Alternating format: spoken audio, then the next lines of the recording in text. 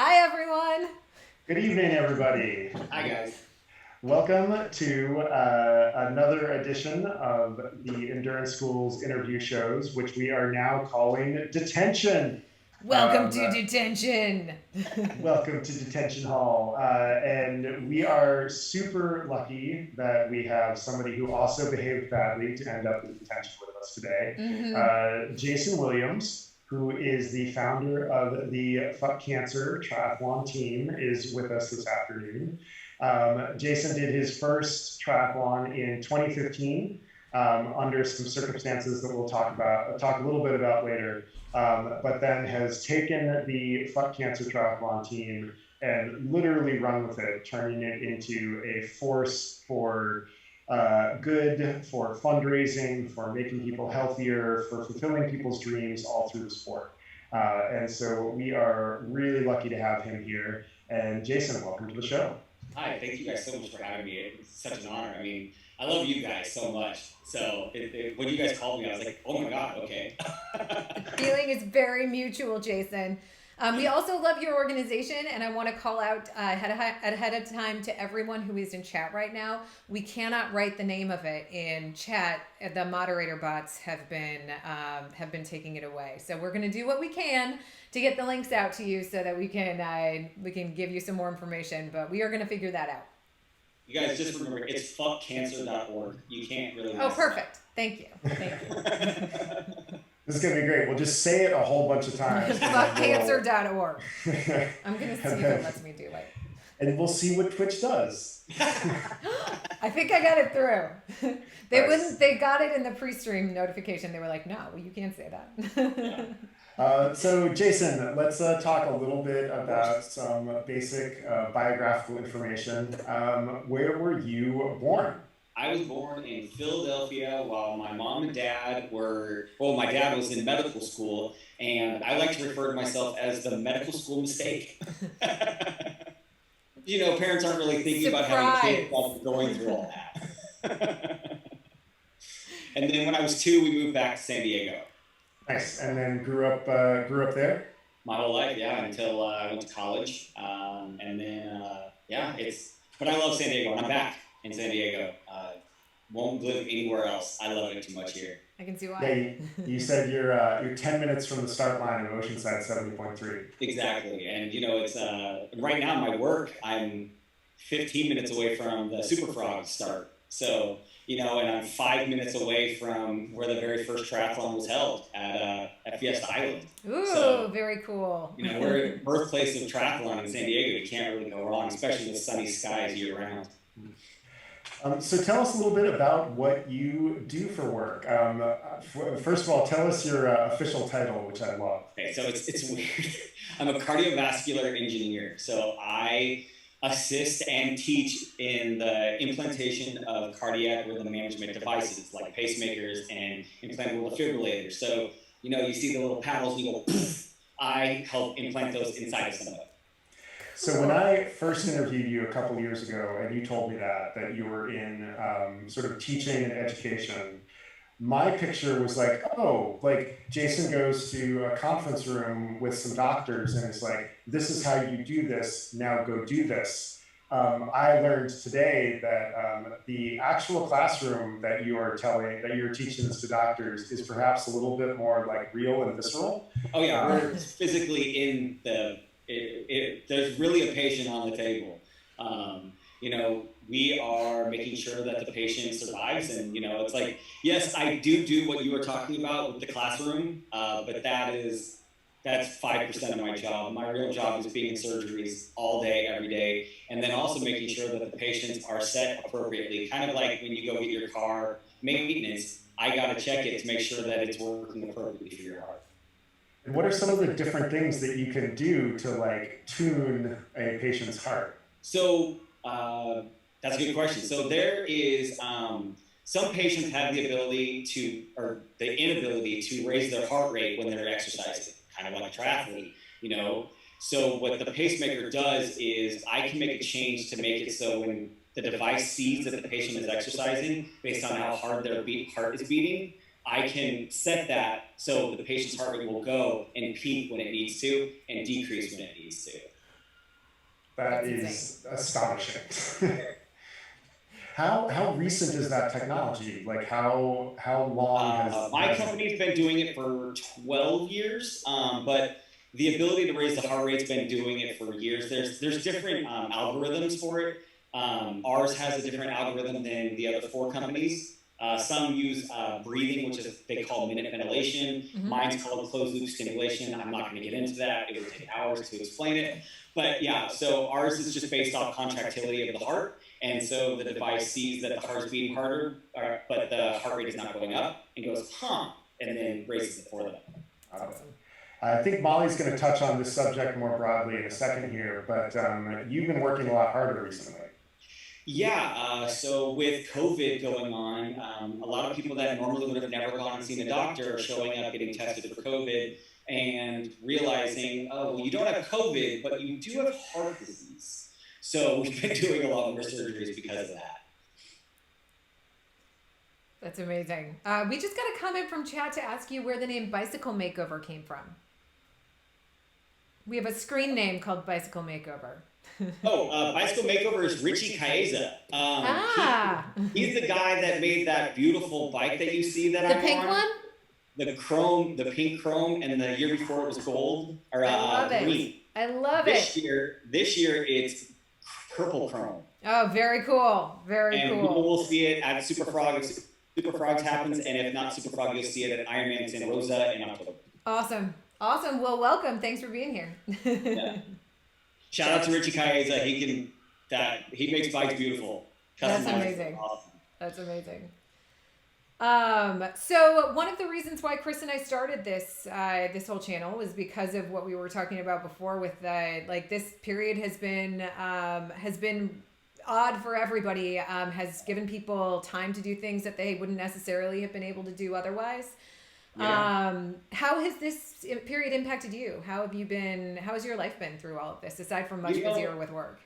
It's been crazy because, so the way my life worked was I would train at 4 o'clock in the morning at a club over at Fiesta Island. I was a member there, and I would run the bay, and then I would shower and change and go to work. Or I'd ride the bay a couple times, and then shower and change and go to work. The club, obviously, is part of a hotel that closed. So I have not been able to do that. Okay. And the reason why I did that was because traffic in San Diego is so terrible once 6 o'clock happens that I had to train that early in the morning so I would be past the traffic so I could get to the hospital if I got paged. So with everything being closed, I haven't been able to do that. So I invested in a Wahoo kicker bike, which I absolutely love. I've been doing Zwift rides and what's the one that Ironman's using? Rovi? Ruby. Yeah. Ruby. I did a Ruby one, and whatever. It is what it is. They're all the same to me, but that's what I've been doing. And then running. I live on a golf course, and because the golf course is closed, I've been running on it, which is awesome. Nice. It's like a giant treadmill. Yeah, and for me, it's a safety thing. What I've noticed mostly is people just texting and driving. The people that normally didn't have been watching the news, or Facebook is all over the place with everything going on. That it's just been crazy. And my wife was like, "No, you're not riding your bike on the street." So that mostly the Wahoo kicker bike for the last 3 months, 4 months now. Very cool. We have our very first group Zwift ride coming up on Thursday, which is also my birthday. If you're available, you should please jump in and join it. Yeah, I would definitely do that. That's good. Fun. All right, we're going to send you all that info. Yeah.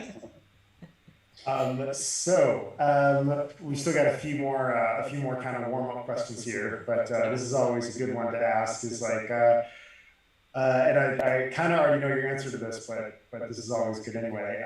What did you eat for breakfast this morning? It's cute that you guys think I eat breakfast. This morning I got a page at 5:15 in the morning while I was dead asleep. And the great thing about my work uniform is it's 2 pieces, or 3, I guess, if you include the underwear. You jump in the shower, I take my vitamins, I put my scrubs on, and I bolt out of the house. So my first meal happened at around noon, and that was lunch, and it was a strawberry walnut chicken salad thing that a rep got. So that's breakfast. That's So you're saying that you wear underwear under your scrubs? Yeah, I have to. Oh, so it's not like a kilt.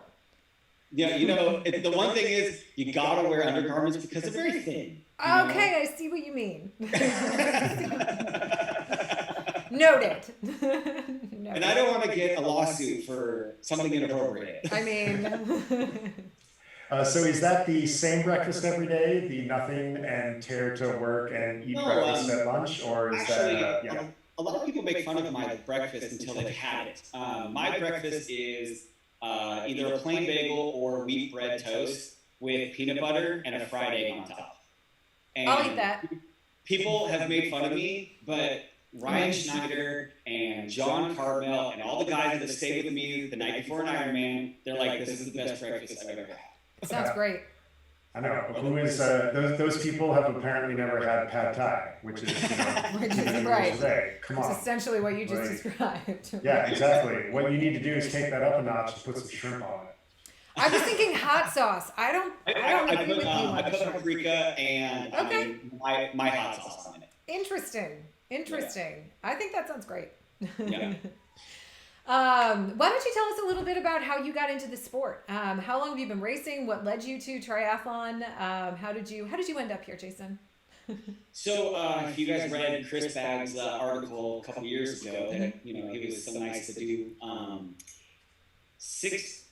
many years were we going? 5 years ago, I was 225 pounds, 211, big boy. So I played soccer and volleyball my whole life, and then you go to college and you still play sports, and then you get out of college and you go into work. Mm-hmm. And my life has, I went from working out and eating right to eating McDonald's because that's all I had time for, or whatever was in the hospital cafeteria. Mm-hmm. And then at night, I was going out and doing dinners at Donovan's Steakhouse and Morton's Steakhouse, drinking a bottle of wine and eating a huge steak and mashed potatoes with no exercise. So I became a big boy, and my boss came up to me and said, "You don't look like you did when we hired you, and on top of that, you work in the cardiovascular world. That's not appropriate." So she said, "I'm going to train you. Let's get you to lose some weight. Tonight, I'm going to sign you up for something. You just have to trust me." So that night, I got an email from Ironman that I was signed up for Haunted, the 70.3. And I called her so pissed. I'm like, "What are you doing?" Like, I've swam before. I grew up surfing. I've never swam a lap in a pool in my life. Like, actual lap, kick, turn, blah, blah, blah. Never done that before. Never been on a road bike. I did my BMX when I was a kid, and I've been on beach cruisers drunk, down in PB, but never, allegedly, by the way, allegedly. Yeah, no one knows. I've never been on a road bike, and I never ran more than I had to in soccer, which, in a soccer game could be up to a half marathon or a marathon, but you're stop and go. So I called her and she's like, "I got you, don't worry." So in 3 months, we were doing 2-a-days, and I lost almost 100 pounds. Oh my God. Like 96 pounds, and I gained 30 back in muscle. And went to Hanu, and excuse my French, I fucking loved it. I had the best time ever. I fell in love with the sport right then and there. Like, boom. I have no idea. I think my time was 6 hours flat or something like that. 6:05, something like that. For my first triathlon, not terrible. That's great. And I loved it. And I looked at her and she goes, "Well, what's next?" And I go, "Well, isn't Ironman Tahoe in a couple months?"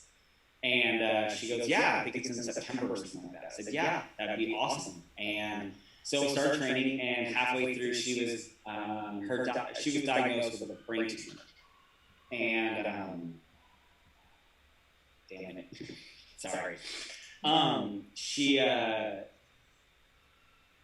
didn't tell me, didn't want me to know. And so, went on, train, kept going, and her daughter was diagnosed as well. And I went to the race. I called her and was like, "Hey, you gonna come?" She said, "No, I'm not feeling well." I said, "Okay." So I went to the race and did the race. That was the longest effing day of my life. I can't remember my time. It was 14 and a half hours. It was freezing cold.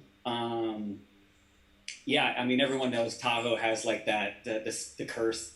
2013, it snowed the night before, and 2014 was a fires or something like that. So it was freezing. It was windy. It was, and then it got super hot for some reason. And then as soon as the sun went down, it just dropped like dramatically. And then also being at altitude when I had never trained at altitude. So I was happy. I crossed the finish line and got the phone call at the end of my race that she had passed from her brain tumor. And that took everything out of me. Didn't know what was going on.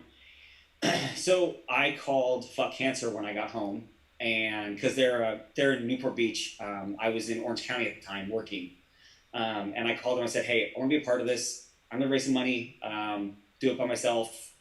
And they said, "Okay, cool." So I did that for 2015 till 2017. And then in August of 2017, I called them and gave them the crazy idea that I wanted to start a triathlon team. And they said, "What the fuck is that?" Because they're rock and roll, all about rock and roll and concerts and all that stuff. I mean, Korn and Five Finger Death Punch, that's Fxck Cancer. And I was bringing a totally different world to them. And they said, okay. And I thought I was going to have 15 or 20 people on the team. I don't know if you want me to ask you more questions or stop. Or no, keep going. Keep going. Okay. Keep going. Sorry. So I thought there were going to be 15, 20 people. I called all my friends like, hey guys, I'm going to have this team. And then I called Sean Waddy Watkins. And Sean Waddy Watkins was, the nicest guy in the world. I called him. I was like, hey, my name's Jayson. He goes, yeah, okay. I have nobody in the triathlon world, by the way. Just a guy that races. And he goes, didn't I meet you at Arizona? Because that was the year, 2017 was the year I did Ironman Arizona with one arm. I got hit by somebody 2 weeks before the race. Ironman wouldn't give me my money back. And that's why I have a dislocated shoulder. And so I decided to do the race with one arm. My arm tucked in my wetsuit because I was in the best shape of my life. That was pretty rock and roll. So that was my A race. So I just put my arm in my wetsuit and swam 2.4 miles with one arm. Oh my God. My wife calls me Nemo. And finished the race in like 13 hours. I was happy with it. Not terrible time for a guy with one arm. But so he goes, yeah, you're that crazy idiot that raced with one arm. I go, yeah. I'm starting a triathlon team called the Fxck Cancer Foundation, and that July, Sean English had just been diagnosed with terminal cancer. A very close friend of Sean Waddy. You guys know Sean English very well. So he said, yeah, Jayson, what do you think? I was like, I just 15, 20 people. And he said, that's cute. It's cute that you think you're only going to have 15 or 20 people. And the next day, Waddy had posted a picture with Heather in the Fxck Cancer hat on social media with the link of my team. And we had 400, 500 people sign up. Awesome. In that first 24 hours. And I was mind blown. I started crying. I was just so happy. We made Sean English our spokesman, which was an amazing deal. He knew what to do. I mean, if it wasn't for him, this team would have never been where it is now. 1,200 athletes in 22 countries. Amazing. Which is just crazy. And I owe it all to Sean and Heather Jackson and Sean English. We lost him in November. You guys got to see him in Kona, which was the last big event that we did with him. I miss him every day. Yeah. And we haven't been able to have that closure yet because we haven't had the race to do a memorial for him. Mm-hmm. So that's also another thing that's kind of taken a toll on this year, the COVID thing. Mm-hmm. Sean hasn't been able to can't do a memorial for him. Mm-hmm. And Oceanside is going to be the memorial if it happens. So awesome. So that moment when you get 400 people applying to the team when you expected 20 or so, probably some feelings of excitement that maybe followed after right after that by how do I do this? What am I going to do? Oh yeah. Tell us about that reaction. Like what went through you, and then how did you manage it? joy, just pure enjoyment and gratefulness. I was just so grateful for Heather and Sean and Waddy and just everybody that was willing to just step up and just signed up for the team. And, you know, they saw the kit design, which was, the first year was that green and black one. Just awesome, cool with the Grim Reaper and all that stuff. And people loved it, and people loved the message, and people loved what the Fxck Cancer Foundation does. They're all about education and early detection, but one of the programs is the Dying to Live Dreams experience.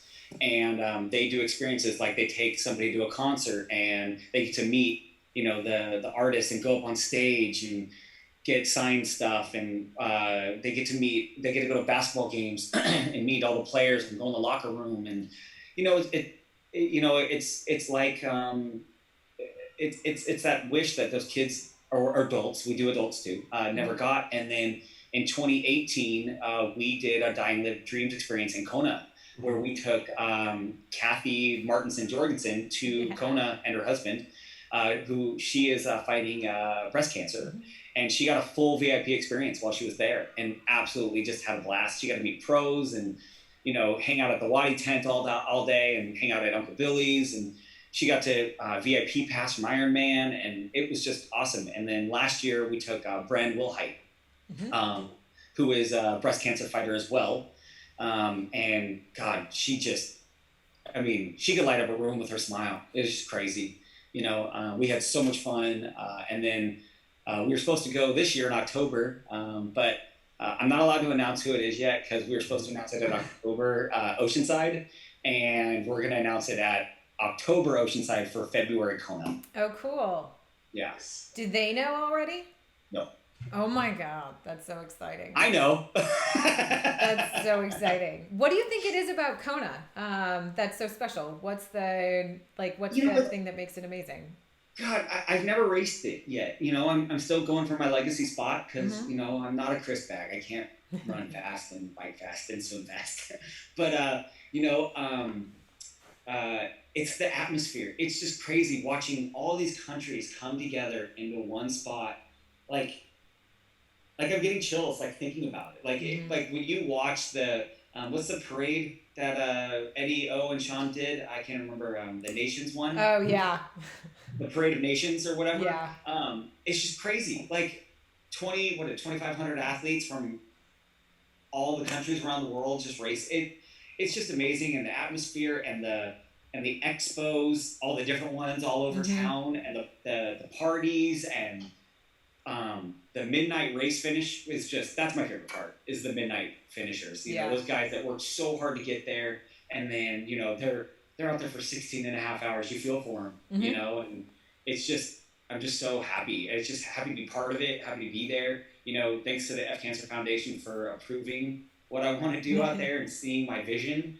And it's just great, you know, and then we get to hang out with guys like you. We get to do like your workouts with you at the Waddy House and all that kind of stuff. It's just been amazing. I love it. It was a super fun week.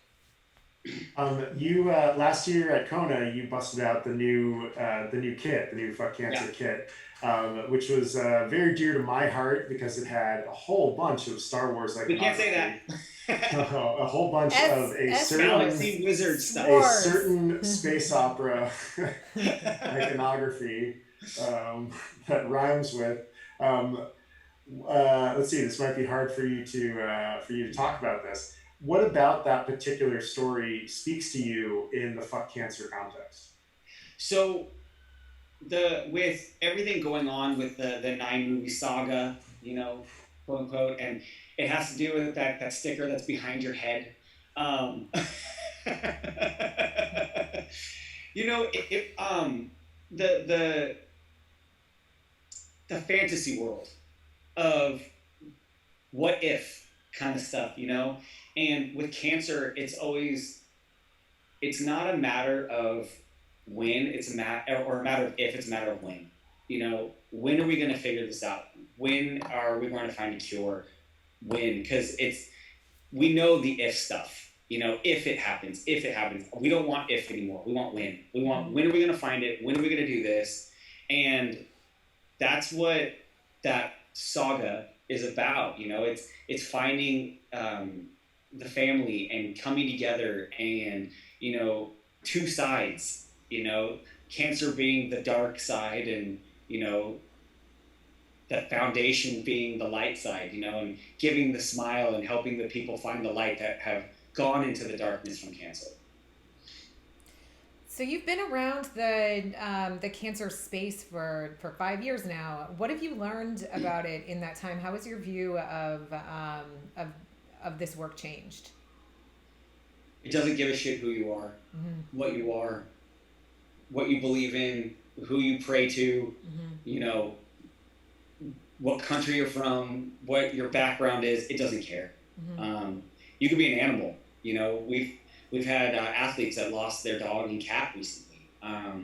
We recently just lost a amazing athlete. Her dog died the day before of cancer, before she passed. And I guess there's a thing in heaven where I don't know a lot about this stuff, but it takes dogs longer to get there. So, and that's the belief. I don't know.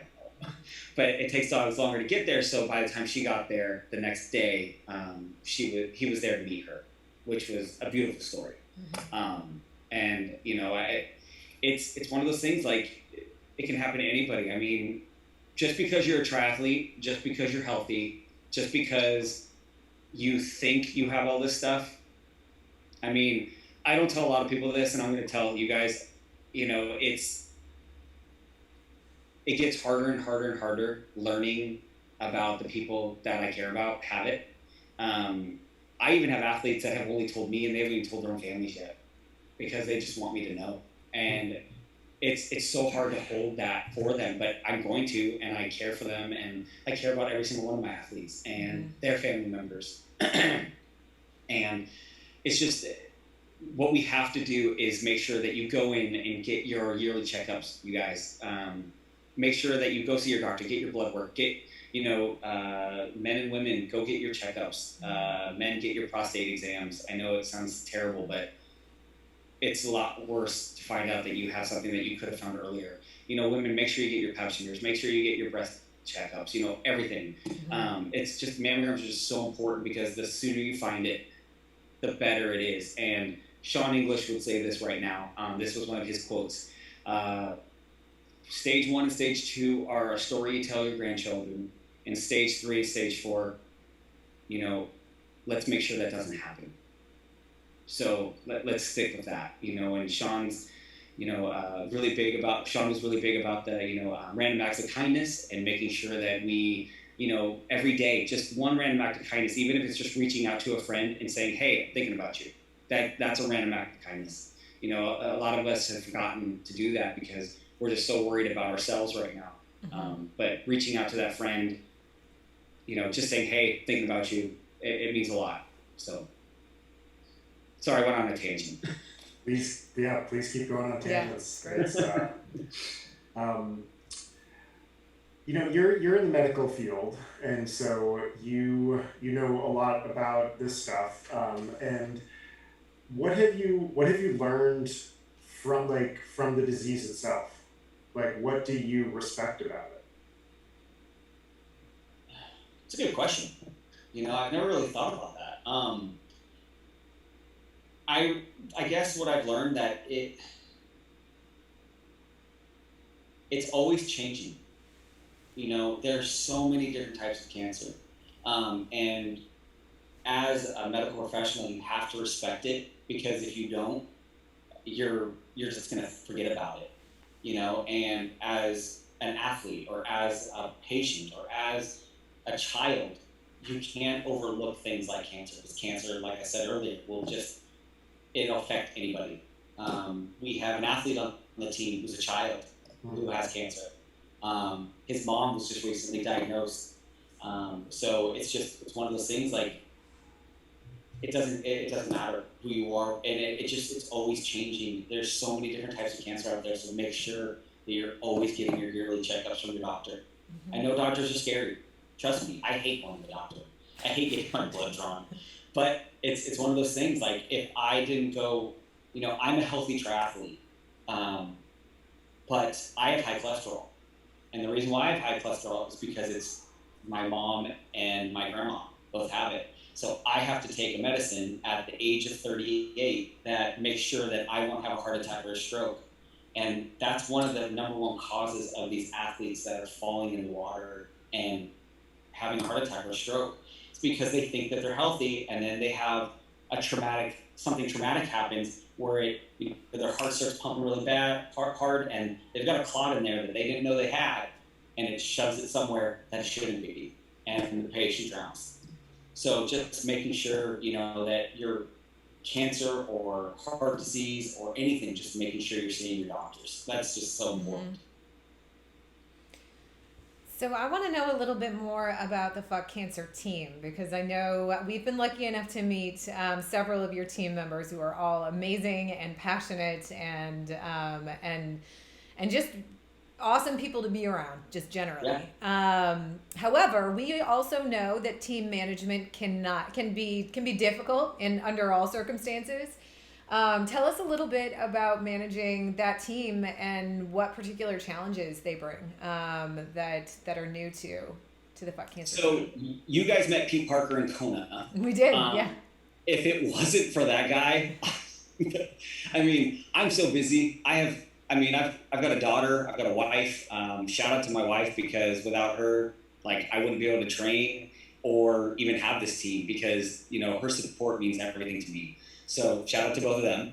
But Pete Parker, he helps me so much. He does all the emails. He does, before, when the team first started, I didn't have Pete. Mm-hmm. I was answering thousands of emails. Jason, when can I get a kit? Jason, where do I get a hat? Jason, where's this? Jason, where's that? Jason, where's this? It's you guys, just go on the Facebook page. I put everything there, but I come to realize that that's not acceptable, because no one reads anything on Facebook anymore. You could post a picture of a puppy, but then talk about your grandpa dying, and people will just like the picture and go, oh, what a cute dog. So it's, without Pete, this team, I wouldn't have been able to do it. And Sean English. Sean was huge. He was doing videos for me and doing awareness stuff and making sure that all the Dying to Live a Dream stuff was taken care of. Pete was doing all the emails, taking care of social media, which that's where we get most of our stuff. Social media is huge. So yeah, that Pete Parker and Sean English were two huge helps. And then I have a couple regional captains. Brian McKinney in Orange County is super helpful with posting and making sure, if somebody asks a stupid question, which I tell people there's no such thing as a stupid question, but there are stupid questions. If it gets asked 50 times on the same page. So he answers a lot of those questions for me, which I'm so appreciative of. So yeah, without those guys, this team wouldn't be what it is. You just talked about a lot of your traction happens on social media and lining up sponsors and whatnot. I've always found you to be really good at that particular part of team management, and I was wondering if you would talk about how you approach a possible sponsor. So thanks to people like you guys and Sean and Waddy, and I get contacts, or going to Kona, you just walk around and hand out your business card. But when I first started, it was, what do I use? So I use Base Performance. So I would call Matt Miller and be like, hey, I'm starting a team. And he goes, Jay, of course, we're friends, of course we'll help you. And then it was discount code, and I put them on the kit kind of thing. Zelios, I met Kevin at, I can't remember what race it was. It was the one that Sean used to announce, Wildflower. God, Awesome. I met Kevin at Wildflower. So just stuff like that. And then I would just call them and be like, hey guys, I'm starting the Fxck Cancer Tri Team. And they're like, what? What is this? Is that appropriate? And I tell everybody, FX or Fxck is not a word. So Ironman had to approve it, and so did USAT. That was the name of the team. And so they did. And I got approval from USAT and Ironman, and I just ran with it and just called every company that I used. I used Xterra because they're a San Diego-based team for the wetsuits. Shark bands, because I'm definitely scared of sharks. So, it's a peace of mind thing. I understand you guys, but if it gives you a little bit of peace of mind that a shark's not going to bite you, just put it on. I love it. I use it for everything. Anytime I go in the water. Mental aspect is important for water It is, swimming. you know, because sports are mental game, you know, and if you can't swim, you're not going to be able to bike or run. For those of us who don't know, will you please explain what shark bands are? So shark bands, I wish I had mine. Shark bands is, you go to sharkbanz.com. It's like a little wristband or ankle band, and it has a magnet in it. And so what it does is sharks use their sensories, and the magnet messes with them, and they hate it. And there's videos that prove that this works. The endurance school is still reviewing this literature. Yeah, but no, there's videos that show, like, they were actually on Shark Week. Okay. I mean, it's hard to argue with Shark Week. So, you know, it was like they put a big old thing of fish, and the fish would attack it, and then they put the shark bands around it, the sharks would just dart away from it. It's amazing. So it's amazing. So I fell for it. Yeah. So, you know, and then, there's a company in San Diego called Rejuve Cryo. They're a cryotherapy company that has Normatec boots and saunas and red light therapy and cryotherapy. I use them. So they're a sponsor. Trust Me Vodka is a great sponsor. We're trying in the works to maybe making a bottle with them where the part of the proceeds would go. Four Brothers Brewery and made a Fxck Cancer brewery, beer can. Virgin Beer in San Diego, they do a lot of stuff for us where they do fundraisers. So it's all about just like how we can help them and they can help us. You know, that's how this industry works. Pardon me, excuse me. Right? Like, so, you know, I put you on the kit and then you make a donation to the foundation for us. You know, and it's like a love situation, you know, you help us, we help you. Tell me more about that, though, because I feel like a lot of people in this world have asked those same questions, probably of those same companies, and not gotten the response that you've gotten. What's your special Jayson magic? I showed you the picture with Heather Jackson in the Fxck Cancer hat. Oh, okay. Well, that makes sense. You know, being associated with Heather Jackson is you know, you can't beat that, really. Mm-hmm. Again, I owe everything to them, because without that post that Heather and Sean did, we would have been at 1220. I mean, I don't give myself enough credit, but we could have been maybe 100, 200 people, but, you know, we're 1,200 strong because of them. That's awesome. So, and then, you know, I also showed them the kit, and they also, like, the companies fall in love with the kit. You know, it's, every year we change it. We pick 2 different cancers to represent. So like the first year was green and black. So it was for brain tumor because of my friend. Mm-hmm. And then last year was pink and brown. So we called it the tits and ass. So it was for prostate cancer and breast cancer. And then this year is purple and gold. So gold is children's cancer awareness and purple is survivor awareness. Mm-hmm. So to represent those survivors. And unfortunately, we haven't been able to rock those kits yet because of everything going on. But hopefully the season opens up and we can start rocking them soon. Mm-hmm. You told me in the when we did that interview a couple of years ago for the story on Wadi Inc. that one of your fondest dream is to like drive around the music festivals because of the Fxck Cancer tie-in and help people like get tested. Music festivals are, you know, not going to happen anytime in the near future. What has surfaced for you as your possible, like, imaginary dream replacement? I'm still shooting for it. You know, what my goal is to raise enough money that we can buy a big semi-truck that can hold an MRI machine, radiology stuff, test labs, and everything that we can pull up into a college or an Ironman event or something and test people for free.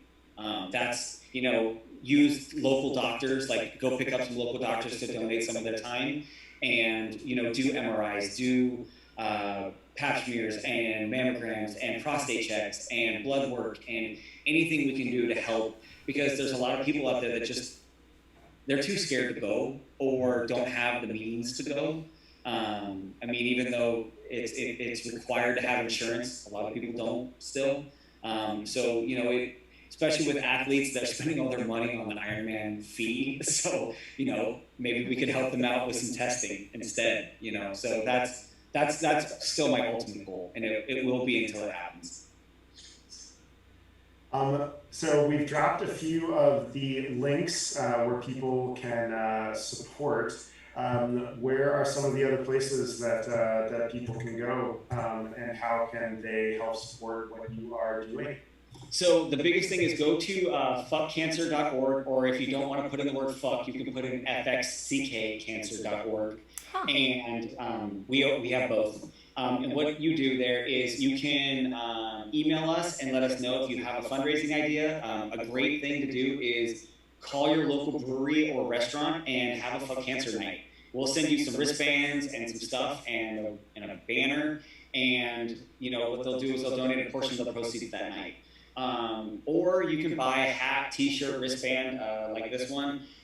We have hats, t-shirts, sweatshirts, jackets, everything, and 100% of those proceeds go to what we do for Fxck Cancer, including the Dying to Live Dreams program.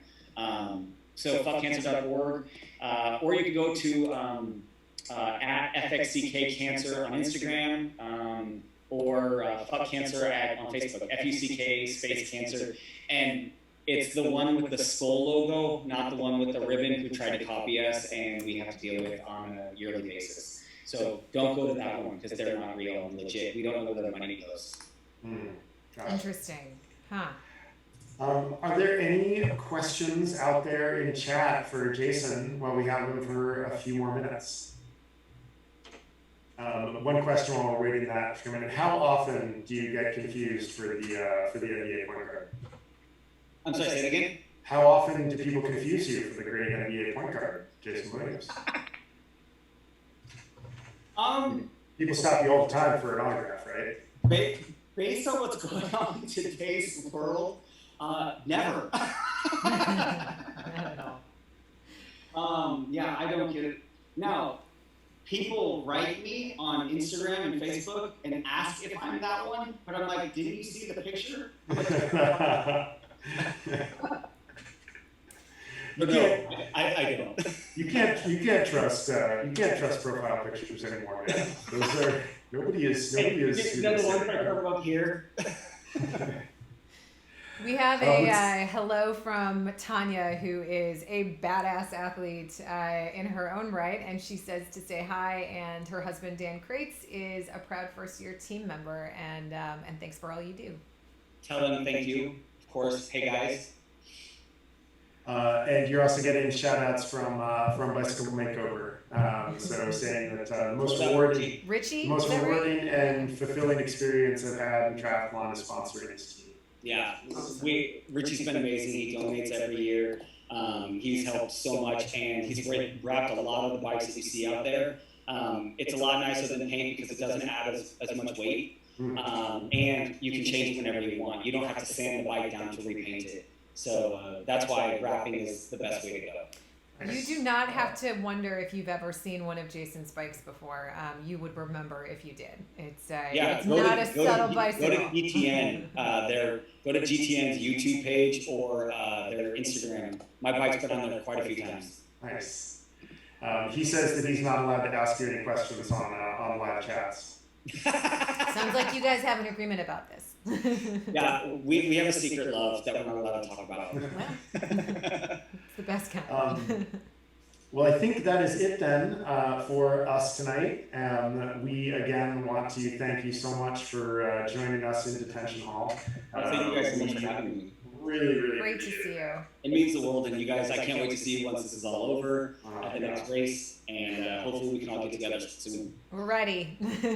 And I'll see you on Thursday. Is that the day? Yep, Thursday morning bicycle ride, everybody. I'll be on my kicker bike. Okay. All right, we're gonna stream it live on Twitch. All right, yeah, thank you, so much, Jason. Thank you guys so much for having me. Bye, guys. Oh, don't forget tomorrow morning at 6:30 a.m. live VT Yoga, live streaming on Twitch. It's a great one. We'll see you guys soon.